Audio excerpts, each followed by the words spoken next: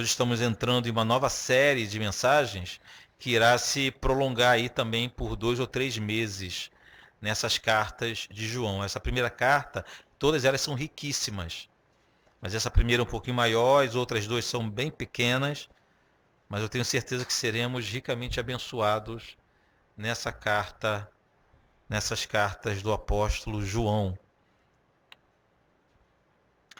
O primeiro título dessa primeira mensagem é Jesus é Deus e Ele está entre nós. Primeiro título de hoje, e para isso nós iremos ler apenas os primeiros 4 versículos dessa carta. Então, 1 João, capítulo 1, do versículo 1 ao versículo 4, que diz assim: O que era desde o princípio, o que temos ouvido e o que temos visto com os nossos próprios olhos, o que contemplamos e as nossas mãos apalparam com respeito ao verbo da vida. E a vida se manifestou, e nós a temos visto, e dela damos testemunho, e vô-la anunciamos, a vida eterna, a qual estava com o Pai e nos foi manifestada. Versículo 3. E o que temos visto e ouvido, anunciamos também a vós outros, para que vós igualmente mantenhas comunhão conosco. Ora, a nossa comunhão é com o Pai e com o seu Filho Jesus Cristo. Estas coisas, pois, vos escrevemos, para que a nossa alegria seja completa. Com Deus, mais uma vez. Pai querido, muito obrigado pela chance que mais uma vez ler uma leituras aqui, né? Mas o clamor que nós fazemos, ó Deus, como igreja, é que o Senhor fale conosco. Que essa série que se inicia hoje seja também altamente edificante para a sua igreja e que o seu nome seja exaltado continuamente aqui nesse lugar. Nós pedimos ou nós rogamos pela atuação do Espírito Santo, que o Espírito Santo venha agir poderosamente sobre nós, entre nós, nesse momento, para que nós consigamos compreender aquilo que está sendo revelado através das Sagradas Escrituras. Pai querido, haja nesse momento em nós por misericórdia e graça. Em nome de Jesus. Em nome de Jesus. Queridos, hoje nós começamos essa nova série nas cartas do apóstolo João. Além dessas 3 cartas, esse mesmo apóstolo João escreveu o Evangelho de João e o livro do Apocalipse. A diferença é que enquanto o Evangelho foi escrito para despertar a fé, enquanto o Evangelho, como o próprio nome diz, é evangelizador, o Evangelho foi escrito por João para apresentar Jesus, as cartas foram escritas para crentes, para fortalecimento da fé. No Evangelho, João apresenta Jesus. Já nas cartas, João nos ensina a viver como verdadeiros crentes, como verdadeiro cristão. E poucas pessoas tinham mais autoridade para escrever uma carta doutrinária às igrejas do que João. João fazia parte do círculo mais íntimo de Jesus. Normalmente, a gente encontra Jesus andando entre a multidão, mas com os discípulos. Mas dentre os 12 havia um grupo mais chegado. Dentre esse grupo estava o apóstolo João, além de Pedro e Tiago. De todos eles, João foi o único que a Bíblia descreve como tendo reclinado sua cabeça no peito de Jesus. Ele é o único que a Bíblia descreve como sendo o discípulo amado, o que nos faz entender que havia uma ligação mais próxima, uma amizade mais próxima, um relacionamento mais próximo entre Jesus e João. Esse foi João. Depois da ascensão de Jesus e principalmente depois da descida de Pentecostes em Atos 2, esse João tornou-se uma das colunas da igreja. João, mas Pedro, mas Tiago formavam uma espécie de colegiado, que eram os grandes líderes da igreja no primeiro século, nos primeiros anos da igreja. Ninguém fazia nada sem, em primeiro lugar, pedir autorização a João, Tiago e Pedro, ou Pedro, Tiago e João, como nas musiquinhas que nós cantamos. O próprio apóstolo Paulo, quando se viu em alguma divergência com o cristianismo, com os apóstolos, o grande apóstolo Paulo se dirigiu até Jerusalém para prestar contas a quem? A Tiago, irmão de Jesus, pastor da igreja de Jerusalém, a Pedro, uma espécie de líder do colégio apostólico, e a João, que também detinha essa autoridade. Concluímos então que a autoridade de João para doutrinar a igreja é inegável. Mas começando aqui pela primeira carta de João, o que observamos é que essa carta não foi escrita para uma igreja especificamente, e nem para uma pessoa em particular. As cartas de Paulo, por exemplo, tinham como destinatário uma igreja. A igreja de Filipos, a igreja de Colossos, a igreja dos Gálatas, de Tessalônica. Ou então para uma pessoa, como a carta de Paulo a Tito, a Timóteo, a Filemon. Mas nesse caso aqui, a primeira carta de João não foi escrita exclusivamente para uma igreja especificamente, nem para uma pessoa em particular. Essa primeira carta de João, ela foi escrita para circular entre as igrejas, para ser lida e relida entre as igrejas. E depois que uma igreja lia essa carta, tinha a incumbência de mandar carta para outra igreja, para que a outra igreja também lesse, e assim foi feita com essa primeira carta. Por isso que nós a chamamos de carta circular. O intuito de João era que aquela carta fosse lida por mais crente possível. E assim aconteceu. As igrejas liam a carta, com as instruções dadas pelo apóstolo. Aí mandava a carta para a igreja vizinha. E a igreja vizinha lia. E mandava carta ou fazia cópia dessa carta para uma outra igreja. E assim foi se multiplicando. E assim a carta de João chegou até nós. Até termos em mãos essa doutrina, essa doutrinação feita por João. João escreveu essa carta com dois objetivos principais. Isso fica muito claro na sua carta. O primeiro objetivo era denunciar os falsos mestres. E o segundo objetivo era encorajar os verdadeiros crentes a permanecerem firmes na doutrina dos apóstolos. Essa carta era necessária, irmãos, porque já naqueles dias, ainda no primeiro século, entre a igreja primitiva já tinha surgido uma heresia terrível, que mais tarde quase que fez sucumbir, quase que matou todo o cristianismo.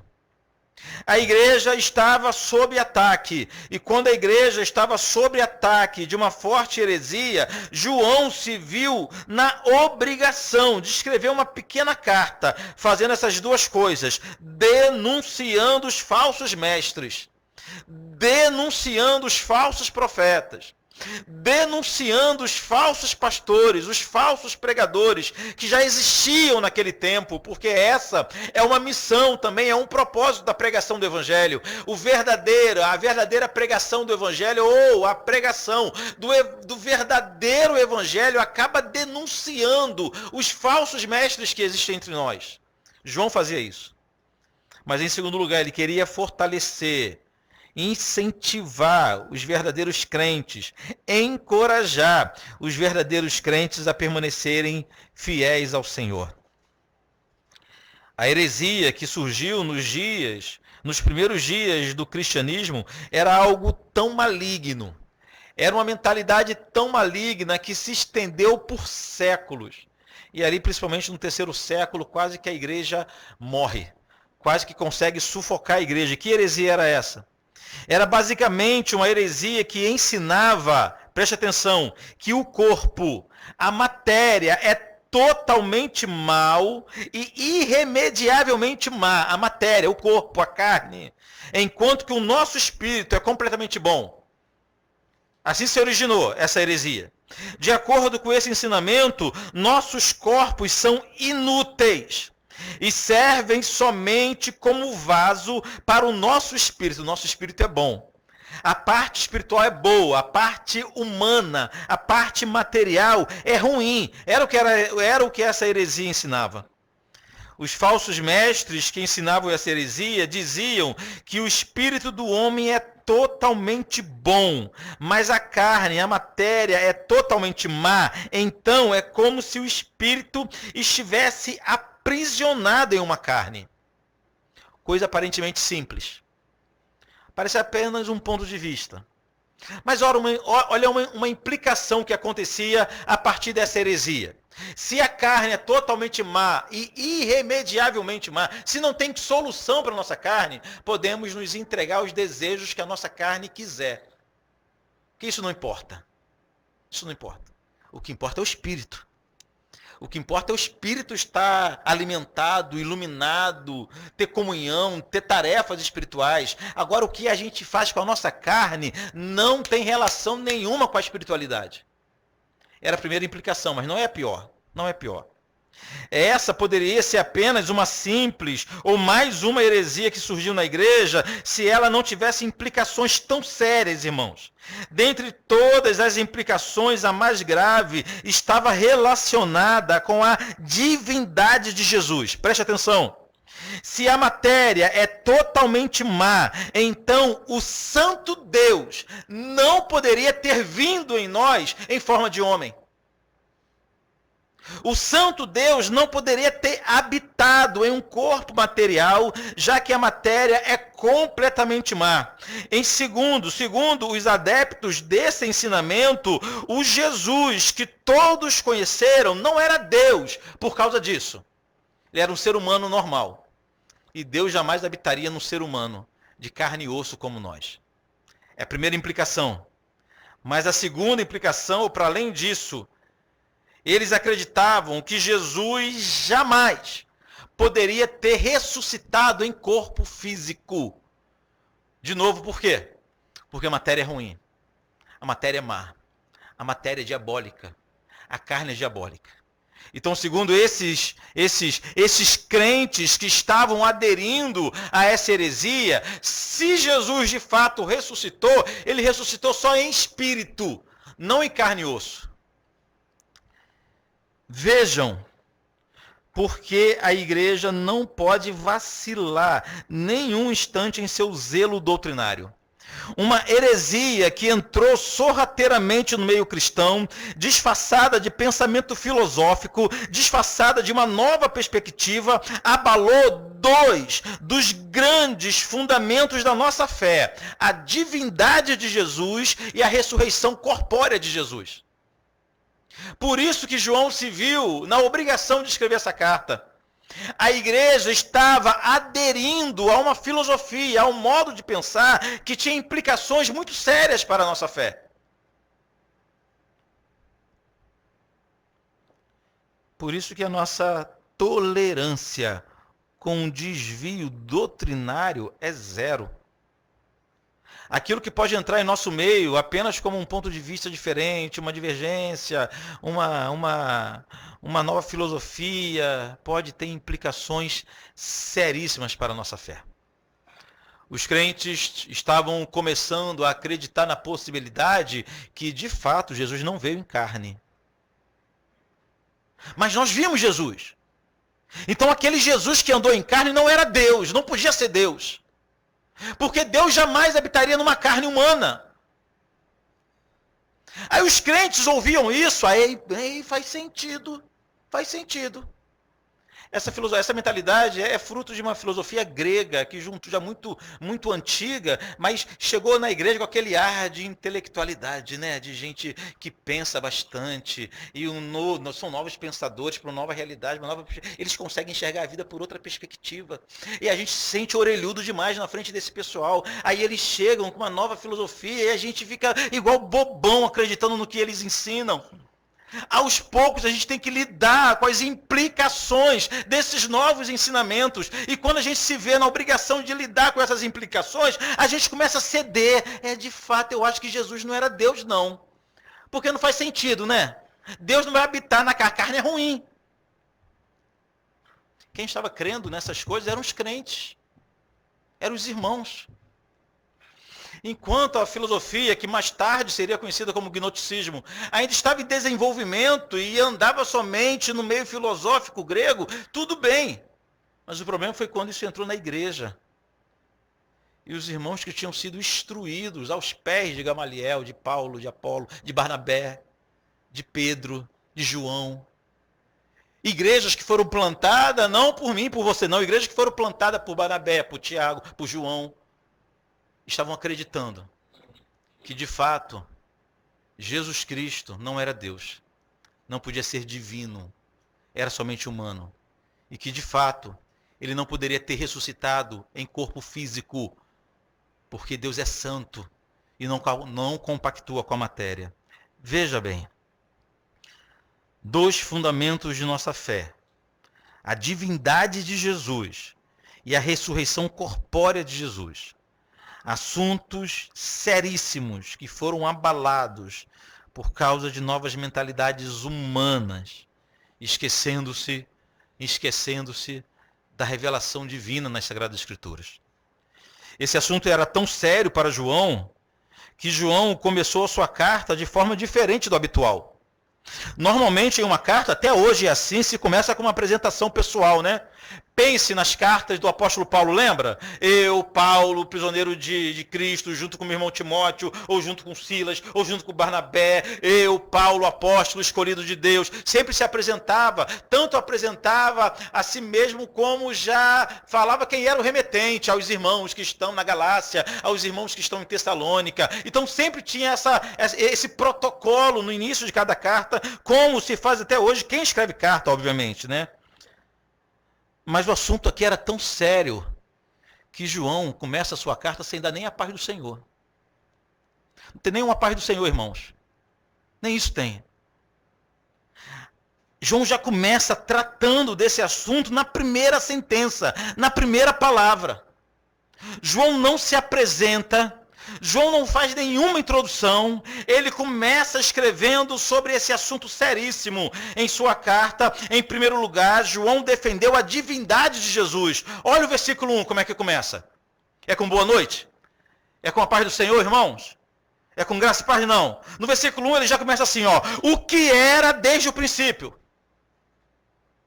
O apóstolo João, com toda a autoridade que tinha, mas sobretudo, inspirado pelo Espírito Santo, não abriu um debate acerca da divindade de Jesus.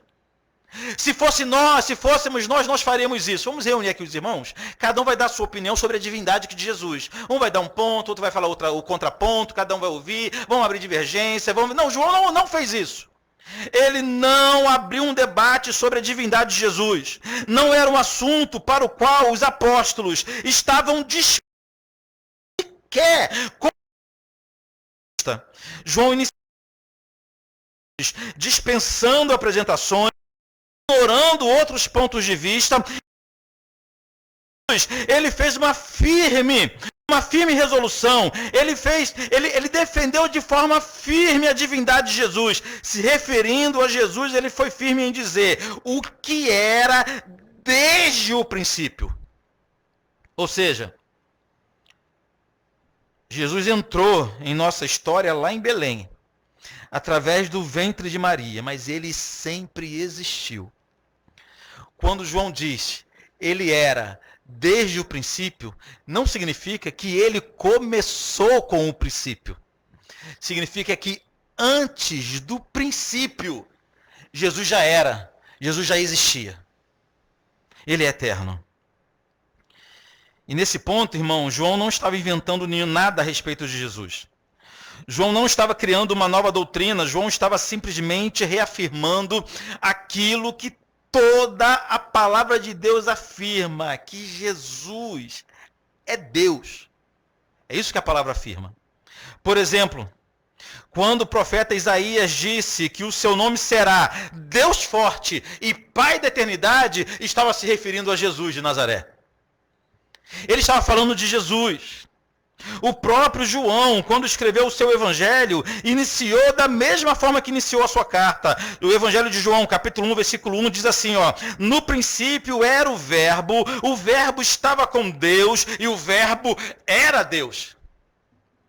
Nos seus dois documentos mais importantes, a sua primeira carta e o evangelho, João dispensa a apresentação e já inicia, como dizem no popular, com o pé alto, dando um golpe fatal naqueles que queriam colocar dúvida sobre a divindade de Jesus. João afirma categoricamente, ele é Deus, porque ele sempre existiu, ele é eterno. Nunca houve um instante na eternidade que Jesus não existisse. Mas foi justamente o apóstolo Tomé, aquele que para muitos é o exemplo de falta de fé, não é verdade? Mas foi justamente Tomé que fez uma exclamação que resume toda a nossa fé em Jesus. No Evangelho de João, capítulo 20, versículo 28, diz que ao tocar nas feridas de Jesus ressuscitado, Tomé exclamou o seguinte: Senhor meu e Deus meu.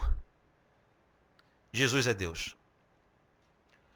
O relato das Escrituras nos mostram, irmãos, que os demônios se submeteram a Jesus. A fúria do mar, as poderosas tempestades dessa terra se submeteram a Jesus. As enfermidades e as piores pragas dos homens se submeteram a Jesus. Os anjos do céu se submeteram a Jesus. O diabo, o inferno e até a própria morte, todos, sem exceção, se submeteram a Jesus. Tudo isso porque ele não deixou de ser Deus enquanto pisou nesse chão. Tem muitos que têm essa mentalidade. Jesus era Deus, Deus com o Pai, mas ele deixou de ser Deus para vir aqui na terra, mas o testemunho das Escrituras não nos ensinam isso. Ensina que enquanto ele andou entre nós, era Deus conosco. Era Deus entre nós. Era Emmanuel.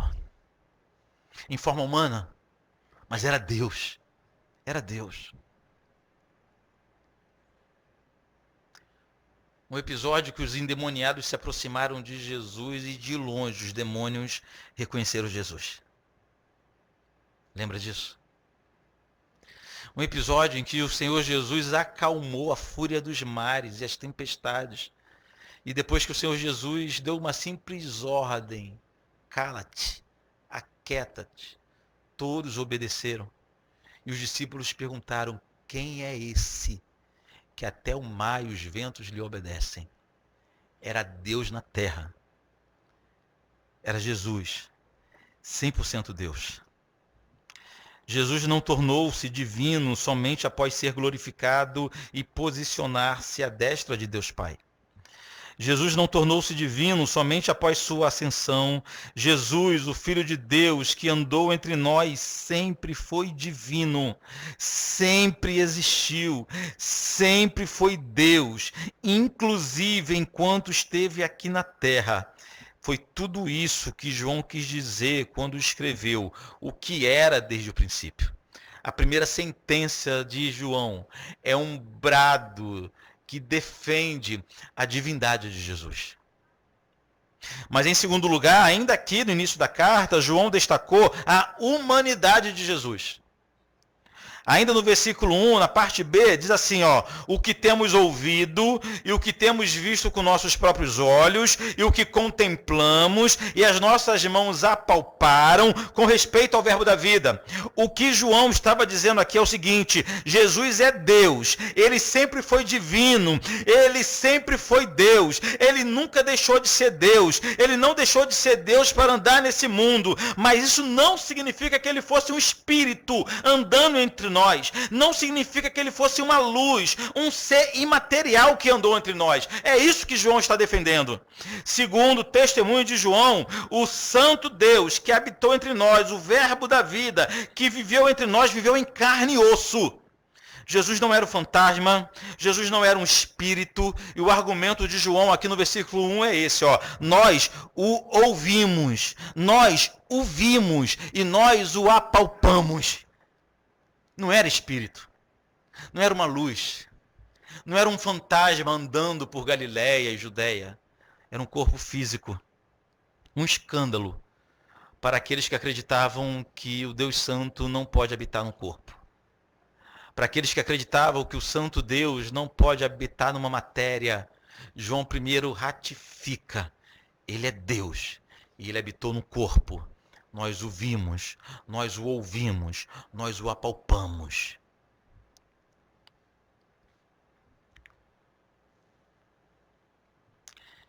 Mais uma vez, foi o próprio apóstolo João em seu evangelho que disse, no capítulo 1, no versículo 14, que para desespero dos hereges, o Verbo se fez carne e habitou entre nós. Os filósofos não compreenderiam isso. Os gregos, por isso que para os gregos, Paulo diz que isso é um escândalo. É um escândalo. Deus Santo, uma divindade soberana e eterna, habitando em corpo mortal, é um escândalo. Mas é isso que João está ratificando aqui. Irmãos, o apóstolo Paulo fez esse mesmo ensinamento aos Filipenses capítulo 2, eu vou ler para os irmãos. Escrevendo aos Filipenses capítulo 2, versículo do 5 ao 8, olha o que Paulo escreveu. Tende em vós o mesmo sentimento que houve também em Cristo Jesus, pois ele, subsistindo em forma de Deus, ou seja, ele nunca deixou de ser Deus, ele era Deus de fato, Deus de Deus, subsistindo em forma de Deus, não julgou como usurpação o ser igual a Deus, antes, a si mesmo se esvaziou, assumindo a forma de servo, tornando-se em semelhança de homens e reconhecido em figura humana, a si mesmo se humilhou, tornando-se obediente até a morte e morte de cruz. Vejam que a preocupação de Paulo era a mesma preocupação de João, que todos compreendessem que Jesus era 100% Deus, mas 100% homem ao mesmo tempo. Esse é Jesus, completamente homem. Ele passou pelas mesmas aflições que nós passamos. Jesus conheceu as dores, as tristezas, as perdas que todos os homens conhecem. Não, Jesus não era um super-homem. Não era super-homem. A figura de um super-homem cabe muito mais com os deuses da mitologia, os semideuses da mitologia. Lembra como são os semideuses da mitologia? Não chega a ser deuses não, mas são homens com superpoderes. Na mitologia é assim, não é assim Jesus. Jesus não era assim. Ele sentiu sede, fome, cansaço, sono, tristeza. Ele sentiu dores físicas. O profeta Isaías descreveu-o como homem de dores e que sabe o que é padecer. Veja bem como a Bíblia afirma as duas coisas ao mesmo tempo. O santo e excelso Deus que governa as tempestades também é homem de dores, que sabe o que é padecer. Foi em um corpo humano que Jesus suportou todas as suas dores. Foi um corpo humano igual ao nosso que suportou os açoites, a coroa de espinho, os pregos, e foi em um corpo humano como o nosso que ele carregou a terrível cruz. Senão, sequer teria valor o sacrifício de Cristo, se ele tivesse superpoderes. Se fosse um deus da mitologia, um semideus da mitologia. Não. Mas ele viveu no corpo igual o meu, igual o teu, sujeito às mesmas limitações. A implicação disso é que não há desculpa para a gente. Não temos desculpas para dar diante de Deus. Não podemos dar o nosso corpo como desculpa, a nossa carne como desculpa. Jesus habitou, andou no corpo semelhante ao nosso.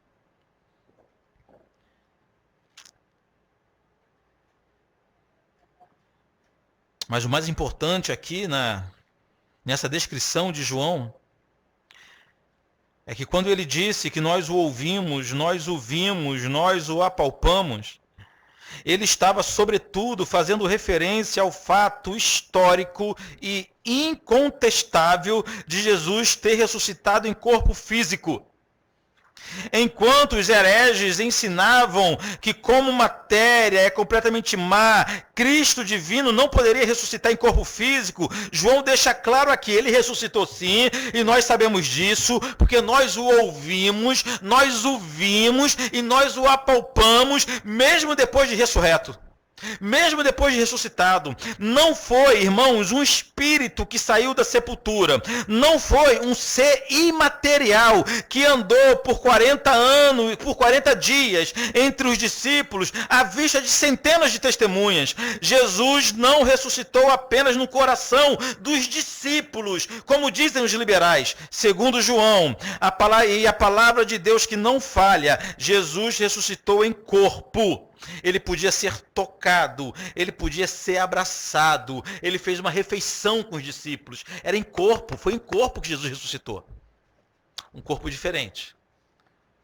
Não ainda o corpo glorificado, mas o corpo ressuscitado. Por exemplo, o corpo de Jesus ressuscitado fazia coisas que o corpo físico não faz.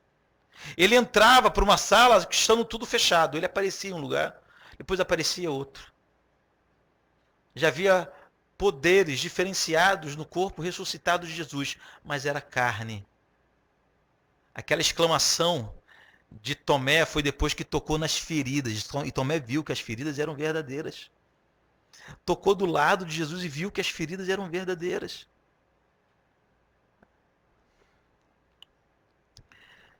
João não queria que os irmãos duvidassem em nenhum momento que Jesus viveu em corpo humano e ressuscitou em corpo humano. É tudo isso que João quis dizer quando escreveu: o que temos ouvido e o que temos visto com nossos próprios olhos e o que contemplamos e as nossas mãos apalparam com respeito ao verbo da vida. João estava destacando a humanidade de Jesus e a ressurreição corpórea. Seguindo ainda em sua carta, João escreveu que foi esse Jesus divino, mas ao mesmo tempo humano, completamente humano, que se manifestou entre nós. Olha o versículo 2.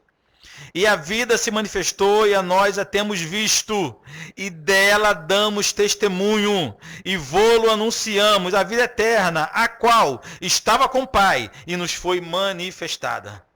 Que alegria! O que João estava afirmando aqui, e que é motivo de consolo, de fortalecimento para todos nós, é que aquele que era desde o princípio, o Verbo eterno de Deus, que sempre coexistiu com o Pai, o Filho eterno de Deus, o Deus eterno, ele não ficou isolado em sua glória, mas ele se manifestou entre nós, para resgatar pecadores. O santo e excelso Deus tomou forma de homem, e eles viram esse Deus andando no meio deles. É isso que João está dizendo. João está dizendo o seguinte: esse Jesus que é Deus, ele não ficou isolado em sua glória, mas ele andou entre nós, e nós o vimos, e foi manifestado em nosso meio. Por isso que João escreveu: a vida eterna, a qual estava com o Pai, e nos foi manifestada. Jesus não é aquele Deus que fica isolado no seu trono. Esses são os falsos deuses das divindades pagãs, não é assim? No paganismo, os outros deuses ficam assim, sentados no seu trono, e os seus adeptos que se virem aqui para satisfazê-lo. Jesus não, ele subiu, ele se levantou do seu trono de glória e desceu, habitou entre nós. João terminou essa introdução de sua carta afirmando que é esse Jesus, totalmente homem e totalmente Deus, que nós anunciamos. Ao versículo 3. O que temos visto e ouvido anunciamos também a vós outros, para que vós igualmente mantenhas comunhão conosco. Ora, nossa comunhão é com o Pai e com o seu Filho Jesus Cristo. Nesse ponto da carta, o que João está afirmando é que a missão deles como apóstolos, consequentemente nossa como igreja, é pregar esse Jesus. Esse Jesus. O Jesus apresentado nas Escrituras. O Jesus que é, ao mesmo tempo, 100% Deus e 100% homem. Essa é a missão que João tinha. E nossa missão também. Mas além de nos fornecer o principal tema de sua pregação, digamos assim, João ainda nos deixa um sério alerta, preste atenção. Quem não crê em Cristo assim, dessa maneira, dessa forma, quem não crê nesse Jesus, não tem comunhão conosco. Não sou eu que estou dizendo isso. Quem disse é o apóstolo João. É a palavra de Deus. Vou repetir o versículo 3. O que temos visto e ouvido, anunciamos também a vós outros. O que ele tem visto e ouvido? Que Jesus é Deus e que Jesus é homem. O que temos visto e ouvido, tenho anunciado a vós outros, para que vós igualmente mantenhas comunhão conosco. O que João estava querendo dizer é o seguinte: tem comunhão comigo quem crê em Jesus dessa forma. Não há como termos comunhão com quem acredita em um Jesus diferente do Jesus apresentado nas Escrituras, irmãos. Quanto a isso, sim, precisamos ser zelosos, radicalmente zelosos. Há muitas outras questões doutrinárias que a gente pode abrir mão, que podem coexistir com o nosso ponto de vista, mas quando se fala em Jesus, não tem como vivermos com duas percepções diferentes sobre Jesus. Se a pessoa não acredita que Jesus andou entre nós, foi Deus entre nós, não é nosso irmão. Se não acredita que Jesus ressuscitou em carne, não é nosso irmão, segundo os escritos de João. E aqui não é apenas questão de ponto de vista, não é questão apenas de interpretação, é questão de ou servir o verdadeiro Jesus ou servir um ídolo criado pela imaginação humana. O verdadeiro Jesus é esse que se revelou nas Escrituras Sagradas. O Deus poderoso, o Deus forte, como Isaías disse. O Pai da eternidade, como Isaías disse. O Deus meu, como Tomé declarou. Esse é o verdadeiro Cristo, que ressuscitou em corpo, como João está lembrando aqui em sua carta. Esse é o verdadeiro Jesus. Qualquer ser diferente desse não é Cristo. Não é Cristo, não é Jesus. É outro. É outro.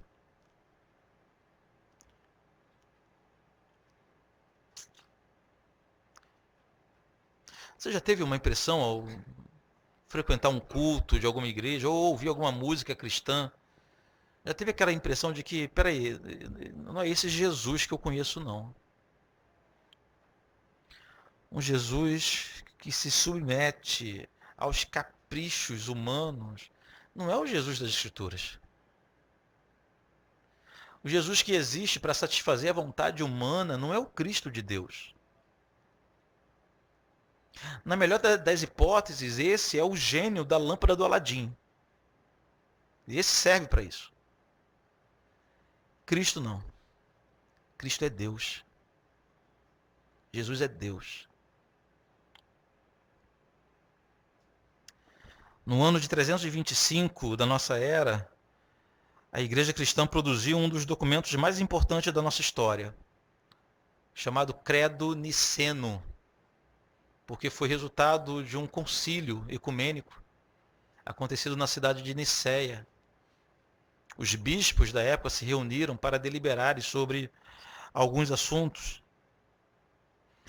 Esse concílio ocorreu justamente para ratificar a doutrina da Trindade, que no século IV estava sendo atacada novamente, ou também. Vejam o que esse credo fala a respeito de Jesus, o credo niceno, só a respeito de Jesus. Creio em um Deus Pai. Interessante esse artigo que eles colocaram. Creio em um Deus Pai, Criador do céu e da terra, e de todas as coisas, visíveis e invisíveis.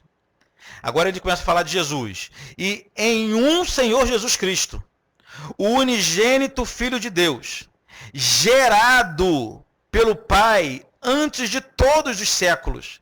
Percebam que não é criado pelo Pai, é gerado pelo Pai. Deus de Deus, falando de Jesus. Jesus é Deus de Deus, luz de luz, verdadeiro Deus de verdadeiro Deus. Gerado, não feito, de uma só substância com o Pai. pelo qual todas as coisas foram feitas, o qual por nós, homens, e por nossa salvação, desceu do céu. Foi feito carne pelo Espírito Santo na Virgem Maria, e foi feito homem. E foi crucificado por nós, sob o poder de Pôncio Pilatos. Ele padeceu e foi sepultado, e no terceiro dia ressuscitou, conforme as Escrituras, e subiu ao céu, assentou-se à direita do Pai, e de novo há de vir com glória para julgar os vivos e os mortos, e o seu reino não terá fim. Esse é Jesus. Esse é o Jesus que nós cremos. O Jesus que foi gerado pelo Espírito Santo no ventre de Maria, mas o Jesus que sempre existiu um com o Pai. Eu fico admirado quando o credo afirma que ele é Deus de Deus. Ele não é outro tipo de Deus, ele não é um tipo B de Deus, ele não é o reserva de Deus, ele é Deus de Deus, luz de luz, verdadeiro Deus de verdadeiro Deus. Esse é Jesus. Os verdadeiros cristãos nunca duvidaram que Jesus é homem e Deus ao mesmo tempo.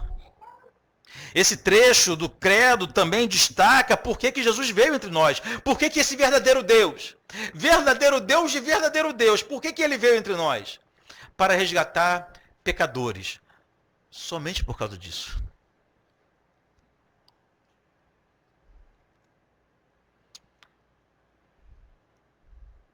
Uma vez eu vi um pastor batista aqui da nossa região, e ele pregando o seguinte, que Jesus se encarnou para conhecer o lado da história na perspectiva do homem.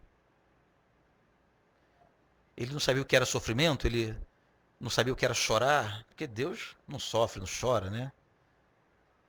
Então, para ele ser um Deus completo, ele deveria sentir a história da perspectiva dos homens, por isso ele se tornou homem. Esse é o Cristo falso da teologia liberal. Esse é o falso Cristo. O verdadeiro Cristo não tinha ausência, não sentia ausência de nada no céu. De nada. Estava completo na presença do Pai. O verdadeiro Cristo, o verdadeiro Jesus, como o verdadeiro Deus, não tinha deficiências no céu. Tem gente que tem essa imagem de Deus também, né? Deus estava lá no céu, solitário, cansado dos anjos. Eu vou criar os homens aqui que eles vão tornar essa história mais emocionante. Não há deficiências em Deus, nunca houve deficiências em Deus. Nunca houve carências em Deus. Nunca houve carências em Cristo. O Pai, o Filho e o Espírito Santo se completavam, sempre se completaram por toda a eternidade, e um basta para o outro. Não. Mas ele nos criou para termos comunhão com ele, para o louvor da sua glória. E quando nos desviamos do pecado, Deus Filho aceitou o plano do Deus Pai para descer esse mundo não com outro objetivo, senão somente resgatar pecadores. Irmãos, a semelhança da igreja do primeiro século, hoje ainda atacam sistematicamente a divindade de Jesus. O mundo tem facilidade para crer no Jesus histórico, naquele bom homem que morou nas periferias da Judéia, na aldeia de Nazaré. O mundo tem facilidade, na verdade, o mundo tem até muita afeição por Jesus, aquele bom mestre que ensinava sobre o amor, sobre a caridade. O mundo tem facilidade de crer até naquele Jesus que lutava pela causa das minorias, que sempre se colocou, se posicionou a favor dos mais fracos, dos mais pobres. Esse Jesus é amado na humanidade. É querido, é copiado. Mas o Jesus Deus é odiado. E quem falou isso foi ele próprio, Cristo. O mundo odiará vocês porque eles me odeiam. Porque é muito melhor você ter um Jesus bom mestre, o melhor psicólogo de todos os tempos, o melhor mestre de todos os tempos, o melhor líder de todos os tempos. Esse Jesus todo mundo quer seguir, mas quando ele se põe na posição de Deus, em que voltará para julgar vivos e mortos, esse Jesus ninguém quer. Querem um Jesus parcial. Querem um Jesus à sua imagem e semelhança.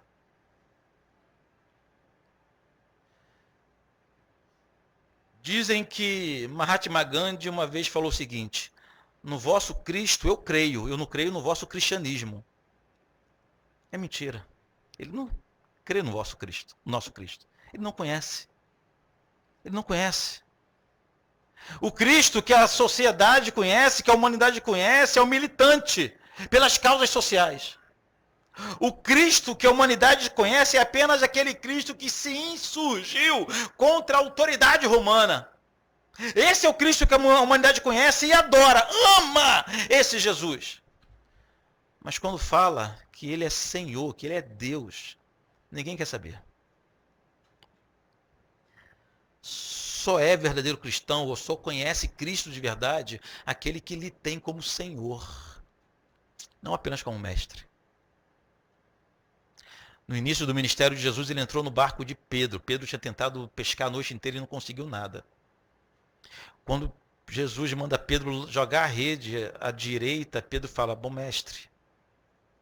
Chama Jesus de mestre. A noite toda tentamos pescar e nada conseguimos. Pedro reconhece Jesus como mestre. O que é mestre? É um professor, um rabino. Aquele qual pode te servir como exemplo. Aquele que você pode tirar boas lições. Esse é o mestre, é um bom mestre. Mas quando o poder de Deus é manifestado na vida de Jesus e acontece o milagre assombroso da grande multiplicação dos peixes ao ponto dos barcos quase afundarem com peso, Pedro, que chamava Jesus de mestre, voltou-se imediatamente e o chamou de Senhor. Jesus é mais do que mestre. Jesus é mais do que um grande exemplo. Jesus é mais do que um líder eficaz, ele é Senhor. Quando reconhecemos que ele é Senhor, não há mais nada que possamos fazer senão nos curvarmos em sua presença, senão nos dobrarmos em santa obediência em sua presença. Por isso que ninguém admira, ninguém concebe a ideia dele ser Deus. Ninguém concebe. O mundo tem facilidade para crer nesse Cristo humano, mas não tem condições de crer num Cristo divino.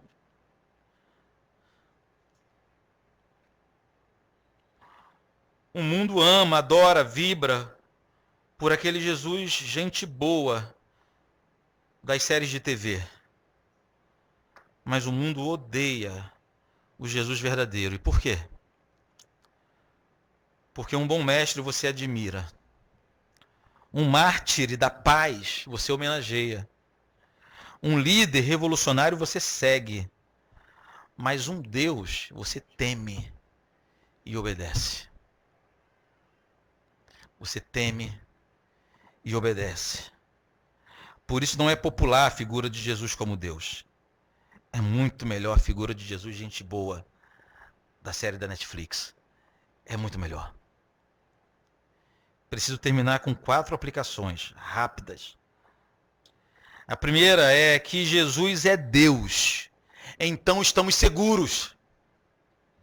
Se ele não fosse Deus, hoje nós estaríamos desesperados.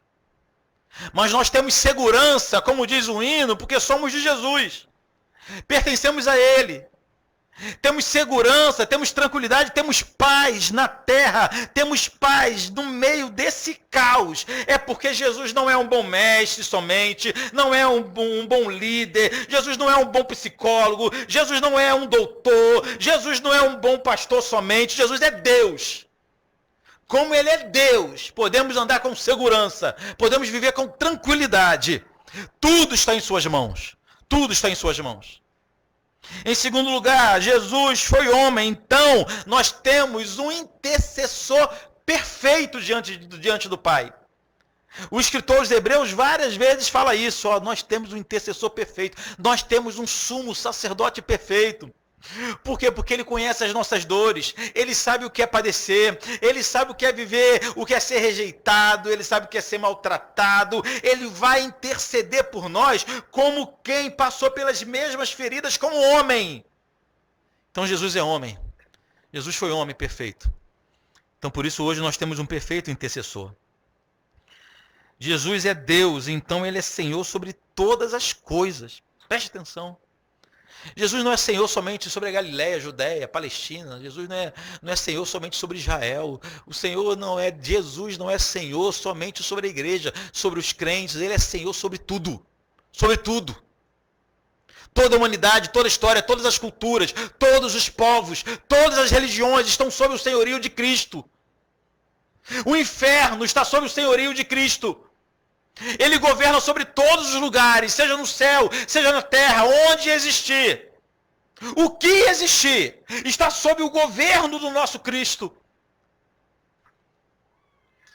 O que nos traz segurança também. A história não está fora do controle. As tempestades não estão fora do controle. As grandes pestes, as grandes pragas, as grandes pandemias, nada disso está fora do controle do Senhor Jesus, que governa todas as coisas. E por fim, é esse Jesus que devemos pregar sem hesitação. Não tenha vergonha de pregar o Cristo revelado na palavra de Deus. Não diminua Jesus, reduzindo-o a um líder revolucionário. Não diminua Jesus reduzindo-o a um grande mestre. Não diminua Jesus fazendo dele qualquer coisa senão o Deus verdadeiro. Verdadeiro Deus de verdadeiro Deus. Deus de Deus. Luz de luz. Esse é Jesus. E por isso João escreveu 4 versículos de sua carta. Amém? Pessoal do louvor, por favor, feche seus olhos.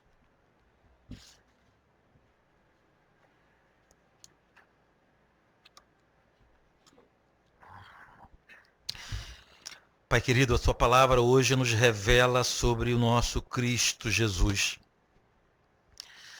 São coisas que eu creio que praticamente aqui todos nós já sabíamos, mas nós vivemos como não soubéssemos. Por exemplo, quando nos desesperamos face às tribulações dessa vida. São momentos que esquecemos que Jesus é Deus. Nos momentos que nós acreditamos que ninguém mais compreende o que é a nossa dor. É uma implicação direta do nosso esquecimento de que Jesus também foi homem. Pai amado, quando nós pensamos que a terra está desgovernada, que a história dos homens está desgovernada, é que nós esquecemos que o Senhor Jesus é Senhor, é Deus. Faça de cada um de nós verdadeiras testemunhas desse Cristo 100% homem, 100% Deus, que reina na história e que voltará para estabelecer o seu reino visível sobre todos os povos, ó Pai. Em nome de Jesus.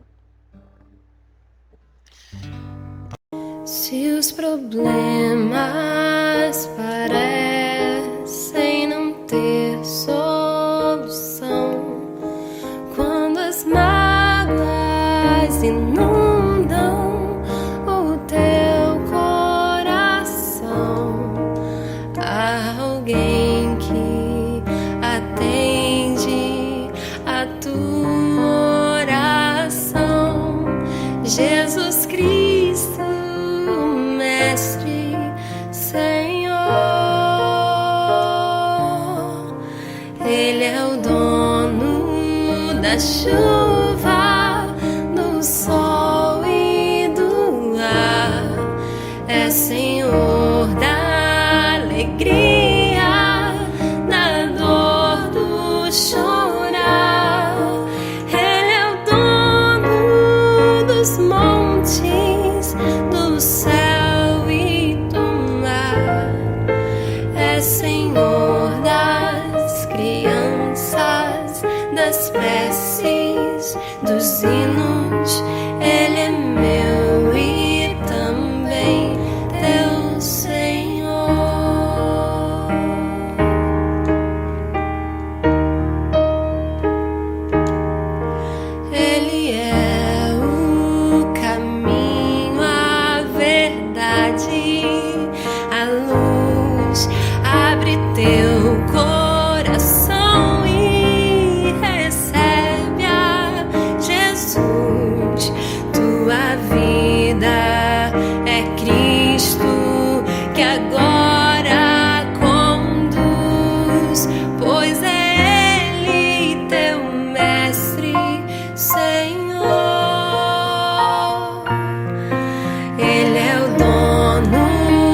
chuva, do sol e do ar.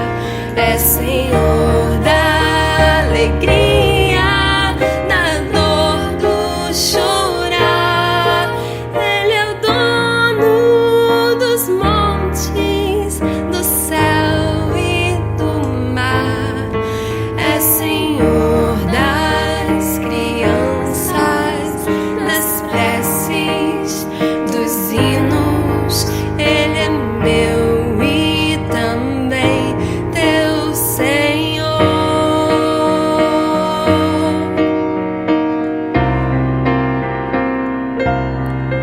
Como é bom caminhar nesta luz, nesta paz.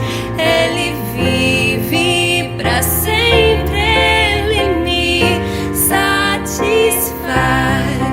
Eu sou dele, a vida que ele me traz é segura, pois ele é Senhor. Ele é dono da chuva, do sol e do ar.